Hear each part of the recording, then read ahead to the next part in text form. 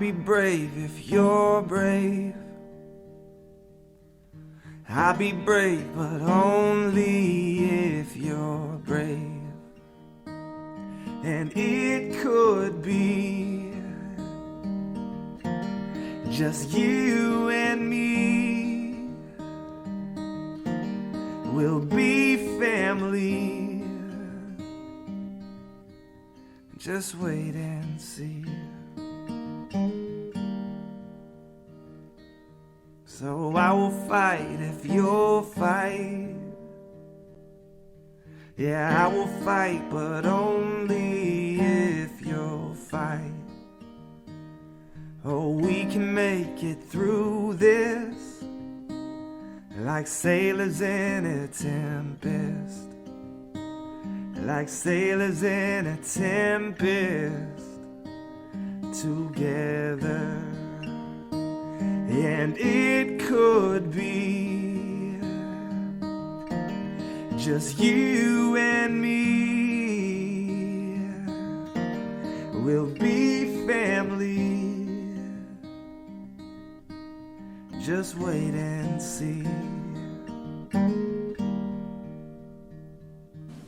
Good evening, everyone. Welcome to tonight's Lung Cancer Living Room. We're so excited to see all of you here in the room. It's a full house. People still coming in. Welcome, welcome. Welcome to all of you online who might be watching, hopefully from a cozy spot in your home, curled up somewhere, and ready for some exciting conversation. For those of you who don't know me, I am Danielle Hicks. My role here at the foundation is to oversee anything and everything that really has a patient touch. So support, education, that sort of thing is my area of responsibility. I, of course, do not do it alone. We have an entire organization dedicated to patients and obviously other things, but patients are our priority. So that's who I am. I do want to jump into the topic. To my left here is Dr. Donald Abrams, who you've heard referred to. I think Jane mentioned his name a couple times. He's an integrative oncologist, immediate past chief of hematology and oncology at Zuckerberg San Francisco General. I remember when it was just San Francisco General. And integrative oncology, UCSF Osher Cancer Center for Integrative Medicine, and professor of clinical medicine at UCSF. And then to his immediate left is Susan Smedley, who is not only the manager here at GoTo of our grassroots endurance events, but she is a survivor herself who has been incorporating this integrative type of care in her life for quite a while now. So we wanted her to be able to share some of her experiences and how it has impacted her journey, I guess. I hate calling it a journey. I need another word. Yeah. Since her original diagnosis. But I want to jump in first and ask Dr. Abrams just to kind of give a high-level overview of what integrative medicine is. What does it mean? Sure. So first of all, I do want to thank everybody for sharing those stories. I was really impressed by everybody's courage, intelligence, and articulateness. And I must say that I just went to my own primary care provider last week. Pre-retirement, I thought I should check things out. And I quit smoking for the second time 28 years ago. And he ordered a chest x-ray. And I didn't hear about it for 2 days. And scanxiety, I mean, I was absolutely crazy because it didn't appear in the chart. And so I figured, oh my God, so he's gonna, anyway. So your bravery and courage also resounds quite heavily. So integrative medicine is the rational, evidence-informed combination of conventional therapy with complementary therapies. It's relationship-based and patient-centered. When I see a new patient at the Osher Center, I start out by saying, tell me your story. Very similar to the stories you told, and I listen. The average physician waits 17 seconds before interrupting the patient's first comments. So I listen. Actually, we get rated on our performance, and my lowest score is doctor knows my history, because I say, tell me your story. So now I've sort of changed, and when a new patient comes, I read a little bit in the chart, and I say, oh, I see you have lung cancer, and it was diagnosed. So it looks like a little bit But it's very important for me to hear the story from the person so I understand how it impacts their life. Often I say, tell me your story, and they hand me a sheath of lab results or x-rays. I said, no, that's not your story. Or the spouse starts to tell me the story, and that tells me the story. But it's relationship-based and patient-centered, and it's evidence-informed. Modern medicine is very much evidence-based. Andrew Weil, who's sort of my teacher, always said the degree of evidence should be directly proportional to the potential for the intervention to do harm. So if I say I'm going to give you a new chemotherapy and your hair is going to fall out and you're going to vomit for 3 days and your bone marrow is going to be suppressed, you would like to see some evidence. But if I say eat more broccoli and blueberries and get a massage twice a month, how much evidence do I really need to generate? Okay. And how did I get to this? Let me just say that at the beginning of my training to be an oncologist at UCSF, suddenly AIDS came out of the blue, and we didn't know what it was or what to do about it. And I became a champion of alternative therapies when there was no conventional therapy to be alternative to. And then when we got our first conventional therapy, something called AZT, some of you might remember, I said, oh, this isn't very good. So I wrote all the chapters in all the AIDS textbooks on complementary and alternative therapies. And then in 1992, somebody challenged me to study cannabis as a treatment for the AIDS wasting syndrome. And I said, okay, I can do that. I went to college in the 60s. So I fought the government and ultimately won and got marijuana and money to do research, which gave me a strong appreciation of the power of plants as medicine, which then took me to the Telluride Mushroom Festival in Telluride, Colorado, a month after I'd done my first ever jury duty and came home and said, I want to go to law school. But in Telluride, I met Andrew Weil with the white beard, and he described a 2-year online distance learning fellowship you could do with his program at the University of Arizona in integrative medicine. So I said, I don't want to go to law school, I want to do that. So I did, and it changed my life. When I finished, I said, I'm done with HIV/AIDS. What I want to do now is integrative oncology, working with people living with and beyond cancer and helping them to integrate these other modalities into their conventional care. I can't really do that at San Francisco General Hospital, or we do call it Zuckerberg, because as I often say, for most of my patients, their cancer is really the least of their problems. They're homeless, they have substance abuse issues, mental health issues, or they're undocumented. So I can't really talk to them about eating organic or doing yoga because they have much more basic needs.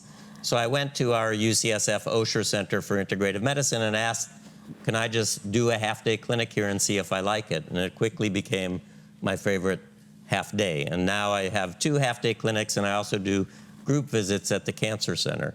So what I say is, at San Francisco General, I treat cancer, and at the Osher Center, I treat people living with cancer. And I tell them cancer is like a weed, and other people are taking care of your weed, and it's my job to work with the garden and make your soil as inhospitable as possible to growth and spread of the weed.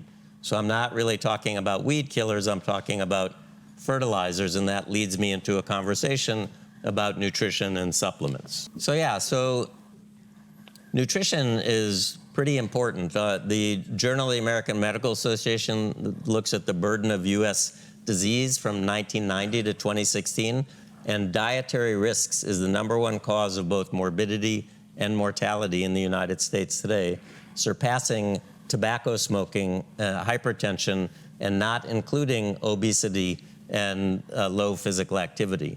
If you put all those together, that's an amazing figure. And the CDC suggests that 40% of all cancer in the United States today is related to overweight or obesity. So obviously, nutrition is very important in keeping our weight stable. What I do is I follow the guidelines from the American Institute for Cancer Research, World Cancer Research Fund. They're guidelines for reducing the risk of cancer. But number 10 says for cancer survivors, follow the 9 guidelines above. So #1 is to be a healthy weight, and #2 is a way to do that, and that is to be physically active. The guidelines changed from 2007 to 2018 when they renewed them. In 2007, they said be physically active for 30 minutes a day, which I think is much better. Now it says move more and sit less, which I think is not very useful. And then the next guideline is the first that says anything about food. And in 2007, it said avoid sugary drinks. So I was at the microphone in Bethesda when they unveiled that as a new guideline, and I said, there are sugary drinks and there are sugary drinks. You can drink a cola beverage, God forbid, or a fruit punch, which is probably glucose and high fructose corn syrup, or you can squeeze 3 oranges in the morning. And the response from the podium was, energetically, they're all the same. So I had lunch with Robert Lustig, who's the pediatric endocrinologist at UCSF who fights the war on sugar. And he told me, when you eat an orange, the fiber slows down the absorption of sugar into the bloodstream. If you squeeze the sugar away from the fiber, it's like drinking a soft drink. So why is that bad? When the body sees that sugar, it responds with insulin and insulin-like growth factor, both of which promote inflammation, and the growth factor is a growth factor for cancer cells as well, to the point where we started looking at blockade of insulin-like growth factor 1 receptor as a treatment for a number of cancers. So does it mean I don't squeeze my 3 oranges? I used to do it every day. Now I just do it twice a week. But I get concerned about my patients who think, I have cancer, I'm going to juice everything. I say the diet should be whole foods. We need that fiber. And when you juice like that, those blades are actually destroying some of the plant nutrients that you're trying to get more of. This year, a new guideline says avoid fast foods. So they really called out fast foods. And again, that's to keep weight stable. Plus, foods that are high in fat, refined carbohydrates, and sugar are very satiating, but for a short time, and they encourage us to eat more. So fast foods were called out. The positive guideline is to eat more variety of fruits, vegetables, whole grains, and legumes. And I ask my patients to concentrate on cruciferous vegetables, flowers that grow in the shape of a crucifix. So broccoli, cauliflower, and Brussels sprouts jump to mind, but there are also cruciferous roots, radishes, parsnips, and green leafies, cabbage, kale, collard green, bok choy, and arugula. These all contain a chemical so potent at reducing the risk of cancer that we've started to look at it as chemotherapy. So I believe we can never eat enough cruciferous vegetables, and I eat broccoli, tofu, and rice for breakfast. My other breakfast is mochi, which is just pounded brown rice, puff it up in the oven, smear almond butter, and put a sweet potato on top of it. Because orange yellow vegetables are very good for you, especially lung cancer. The beta carotene in those vegetables seem to reduce the risk. That's why they once did a study of beta carotene supplements, found out that the supplement actually increased the risk. And that is guideline number 8, is to don't use supplements to protect against cancer, but we'll talk more about that. Number 5 says limit consumption of red meat, and it used to say avoid processed meats, but this year they changed it to limit consumption of red and processed meat. And I think that's incorrect, because the World Health Organization considers processed meats, bacon, salami, bologna, ham, sausage, hot dogs, anything you put on a pizza, as a class 1 carcinogen, no doubt about it. And those processed meats are contributing to lung cancer diagnoses. So red meat, I don't believe beef or pork are ever going to be clean, and the only red meat I'll eat is lamb, because I picture it on the hills of Sonoma or New Zealand running free. And I only eat lamb maybe once a week on Sunday. I'm pretty much vegan until dinner time, and that's when I eat animals. Because I think as a culture, we eat too many animals. Those are saturated fat. And another animal product I'm not particularly fond of that's not in the guidelines is dairy. There's no other animal that drinks another species' milk. But no other animal drives a car or goes to college either, so that's not a very good argument. But no animal drinks milk after they've been weaned. And by the age of 3 or 4, we lose the ability to digest the sugars and the proteins in dairy. We make a big deal about fat, low fat, no fat, 2%. It's not the fat. If you want a dairy product, butter is best because it's mainly fat. We talk about lactose intolerance as if it's a disease or a disorder, when in fact it's the norm. And the ability to digest lactose is a genetic mutation on the 2nd chromosome found mainly in Scandinavians who needed to digest reindeer milk in times of freeze. The rest of us, especially Asians, are all lactose intolerant, and we don't know until we stop. So then people always say, what about yogurt? So yogurt the bacteria have already digested the sugars and the proteins. So if you need a dairy product, butter, because it's mainly fat, or yogurt or kefir, as long as they're not artificially flavored, artificially colored, and with added sugar. What is kefir? Kefir is liquid yogurt, yeah. So sugar is the #1 no. And my colleagues at the Cancer Center say to me all the time, why do you tell all of our patients that cancer loves sugar? And I say, what's a PET scan? How many here have had a PET scan? And what do they inject you with? Radio-labeled sugar. And where does it go? To the cancer, because cancer needs sugar for energy. It doesn't use oxygen. So sugar is the #1 no. Now, the last guideline that I'm going to touch on nutrition, unfortunately, is about alcohol. It used to say in 2007, if consumed at all, limit alcohol to 2 a day for men and 1 a day for women. And I reached an age about 5 years ago where I can't tolerate alcohol anymore. It disturbs my sleep, and in the morning I can't even look at myself in the mirror. And so I just stopped drinking, and it's amazing how mainstreamed alcohol is in our culture. My little brother's a diesel mechanic in Detroit, and he said, oh, Donald, if you go out with people and don't drink, they think you're a recovering alcoholic. So they changed the guideline this year because they appreciate that 6% of all cancer in the United States today is related to alcohol consumption. And it says for cancer prevention, no alcohol is best. So that's nutrition. So I have so many questions. Okay. Yeah, what do you want to say? So, okay, so when we're talking about nutrition, you're talking about a lot of these things, kefir, I didn't know what that was, and some of the other things. I loved the crucifix sort of analogy with it, because that helps me. That's where the word comes from. Yeah, I get it. That helps me understand what kind of vegetables are. So when we're working with the patient who maybe is on chemotherapy and it's affecting their taste buds and their appetite and like all of those things, what maybe are the recommendations there when it's really about what they're tolerating versus to keep weight on? You know, and the American Cancer Society used to say, if you're getting chemotherapy, eat angel food cake and milkshakes. And I said, no, that's wrong. Rebecca Katz is a dear friend, and she spoke here. She writes Cancer Fighting Kitchen, and she has FASS, F-A-S-S, fat, acid, sugar, sweet and sour. And she tells you if food tastes like cardboard, add a drop of this, the maple syrup or the lemon. And her fast, she has it as a postcard too, so I give it to my patients so they can put it up in their kitchen when they're getting those taste disorders from their chemotherapy. But that's, I think, the best thing to do. I mean, you know, I tell my patients, these are my guidelines to keep your soil as inhospitable as possible to growth and spread of the weed. But if you go out and you're eating berries, for example, that are not organic, you're not going to fall over dead.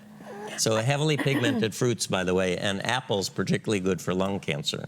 Quercetin in the apples. Yes. I have a question about the colored yogurt. What if berries are in the yogurt? Yeah, Does that count as a color?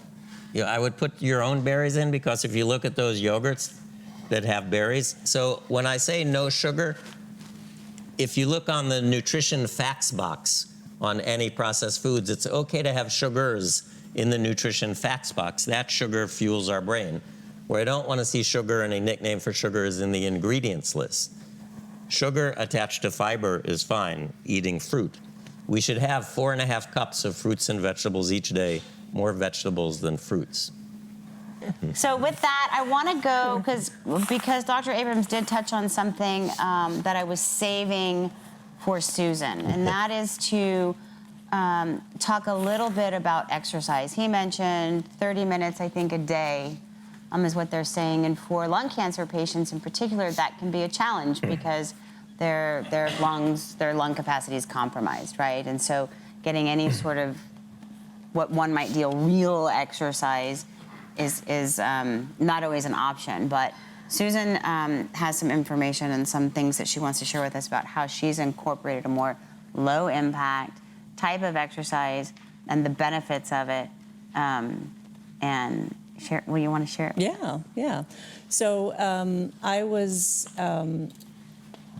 I first came into looking at the world of mind, body, and wellness in my 20s, actually. I had been working as a social worker on the front lines, worked at a rape crisis center in Chicago, and talk about stress, was carrying the beeper, the whole deal. That tells you how long ago it was. And over the course of a couple years, I started having different body symptoms, right? I was basically burning out and didn't realize it at the time. By the time I was 25, I was in total, what they would call now adrenal fatigue. I was diagnosed with chronic fatigue syndrome and basically was told, we can give you antidepressants and that's about it. Well, I changed my garden. I pulled back from doing that kind of work, and my symptoms didn't get better, and actually I started having breathing issues and wheezing, and had x-rays. They came back clear. Fast forward a couple of years, when I was pregnant, I coughed up blood, and that was the first sign that something might be off. But X-rays kept coming back clear. Throughout this period of time, I started looking outside of allopathic medicine and started seeing an acupuncturist and Chinese herbalist, and she was really treating me as a person, I had a couple of diagnoses, but she really wanted to know my story, wanted to know when all this had started, and follow the trail that way. And from that point forward, I really credit her with saving my life, because when the inhalers weren't working for my asthma and some of the other things that were prescribed for me, she started doing cupping on some points on my back. And I credit that with saving my life, because I started coughing up copious amounts of blood.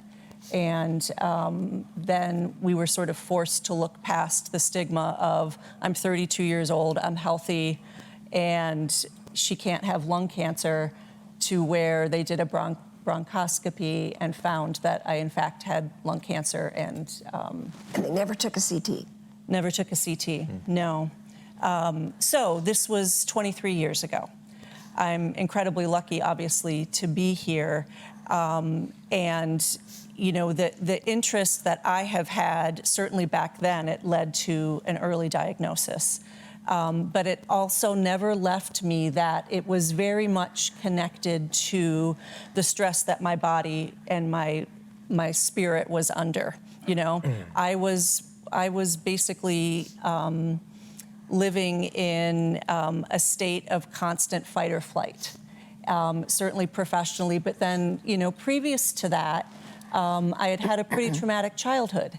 So when you look at, the previous 10 years, and then I started developing symptoms, I read Louise Hay's book, Heal Your Body, where she has found the body of thought that certain symptoms or dis-eases are connected to emotional states and experiences. And before I was ever even diagnosed, I started looking at that book. So when I was diagnosed, it didn't completely shock me, because I saw that it was sort of part of my larger life. And I didn't see it as being blaming myself, like, oh, I caused this.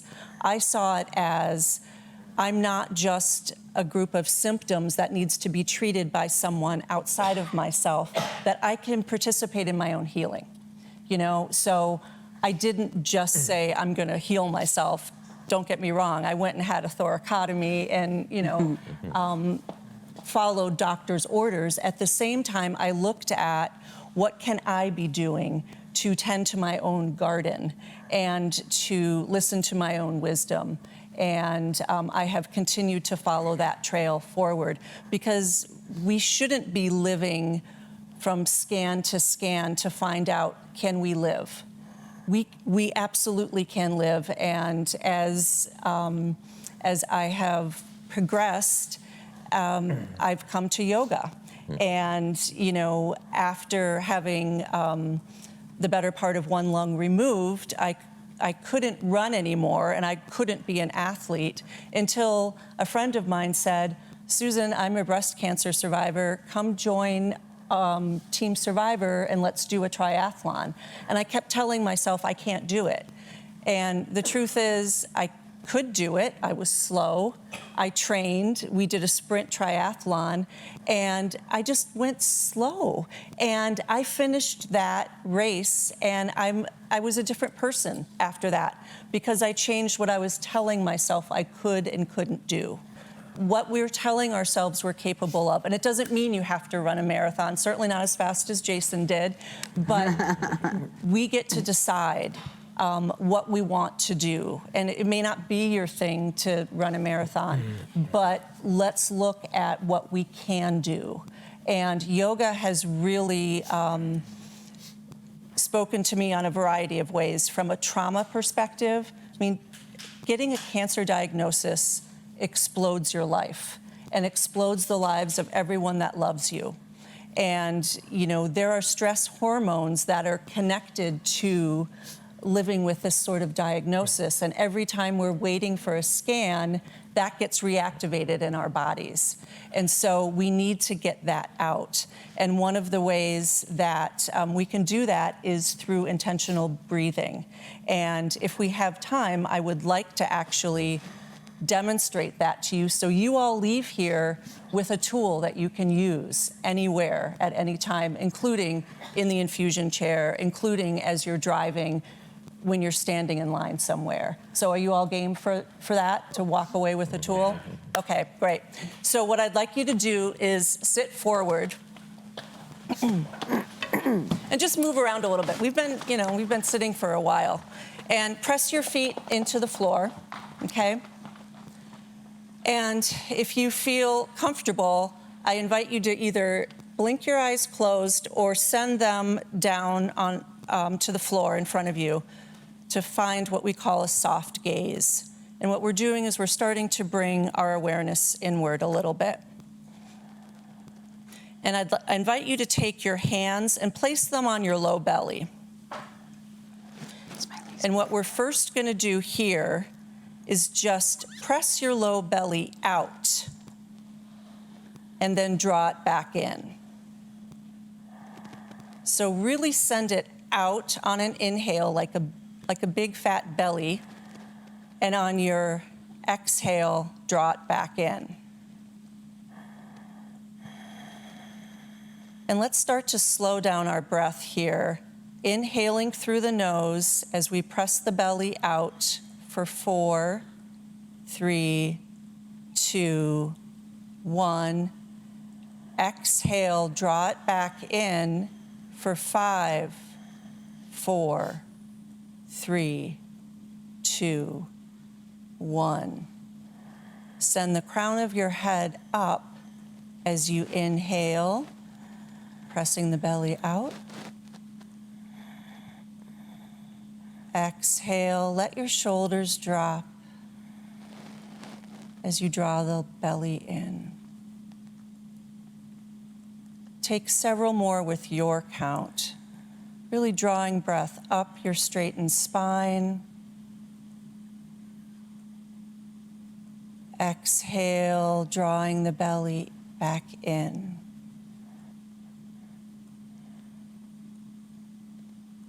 Several more here.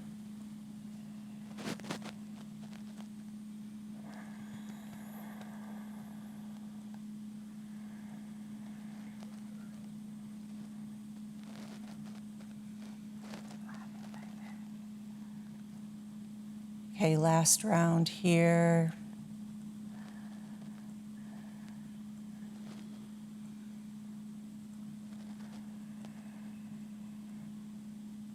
And then slowly blink the eyes open. Maybe move around a little bit. So there were a couple key points to that breath. Number one was you want to not be slouching, right? because we want to open up the chest. We want to send the crown of the head up to straighten the spine, okay? We also want to inhale and exhale through the nose if you can, okay? And then we're sending the low belly out. What we're doing is we're working our belly like a bellows, right, with a fire. And what we're trying to do here is to activate the vagus nerve. And it's the largest nerve that runs throughout our body. And when we move our belly out and in, we're activating the vagus nerve. And what that does is it sends a signal to the brain to activate the parasympathetic nervous system, which is the rest and digest nervous system. The opposite is the sympathetic, or the fight, flight, or freeze. What we want to do is we want to get out of that state of anxiety, of fear, of gripping. And we can't talk ourselves out of that, you know, because it's a mental state. The answer is in the body. So we use our breath to basically hijack the nervous system to click into the calm, and it releases the calming hormones. I mean, do you feel any different from before we did the breathing? And that's the power of those calming hormones. And the way that we do it is through the breath. There's a lot of different breath practices that you can find online. There are several resources available. There is a whole world, 5,000 years of yoga and pranayama, or breath practices, that are designed to help people navigate life and to use the body to help clear the mind. And we don't have to be a slave to our thoughts. We are not our thoughts. We are not our symptoms. We are not our diagnoses. We are far more than that. And when we're able to use our breath, we create that pause to then recognize that we are not our thoughts. And I encourage you to educate yourself about other practices that are available to you and try different things. Because it doesn't have to be up to something outside of yourself. You have the power to calm your mind and calm your body and really tend to that garden.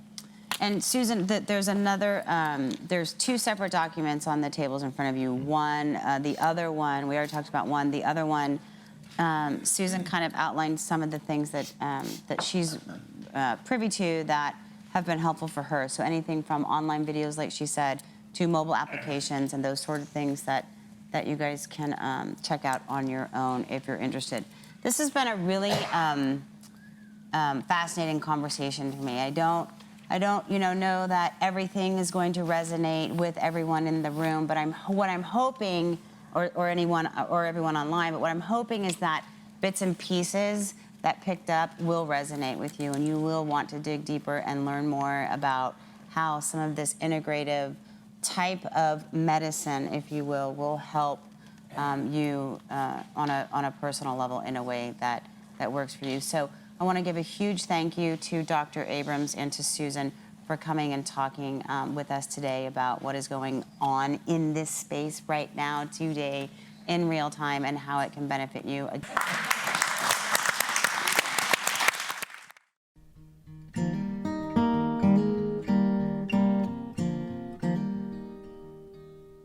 Oh, I'll be brave if you're brave.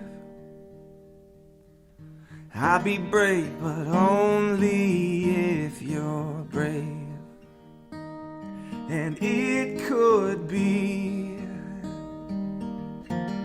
just you and me. We'll be family.